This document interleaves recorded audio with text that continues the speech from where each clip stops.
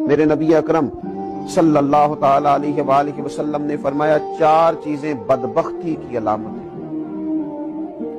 एक तो फरमाया कि आंखों का खुश्क हो जाना, कभी भी अल्लाह के खौफ से उनमें आंसुओं का न आना बदबख्ती की अलामत है। दूसरा, रसूलुल्लाह सल्लल्लाहु ताला अलैहि वसल्लम ने फरमाया, दिल का सख्त हो जाना ये बदबख्ती की अलामत है, कि तेरे दिल में किसी के लिए दर्द ना हो, तेरा दिल किसी के लिए नरम ना हो, तेरी तबीयत में कभी किसी बंदे के लिए हमदर्दी पैदा ना हो, ये बदबख्ती की अलामत है। और तीसरे नंबर पर नबी पाक सल्लल्लाहु ताला अलैहि वसल्लम ने फरमाया, दुनिया की हिरस में लग जाना, लालच पैदा कर लेना, हवस पैदा कर लेना, मैं कैसे कुछ ज्यादा से ज्यादा माल इकट्ठा कर सकता हूं, ये बदबख्ती की अलामत है। ये देखिए ये किस तरह के रूहानी अमराज हैं जो बंदों को जकड़ लेते हैं और उनकी रूहानी जिंदगी को बर्बाद करते हैं।